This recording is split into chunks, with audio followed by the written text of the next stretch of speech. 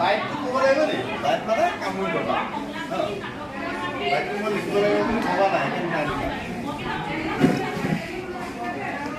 এতিয়া এইখিনিলৈকে কি কৰিছে তাইক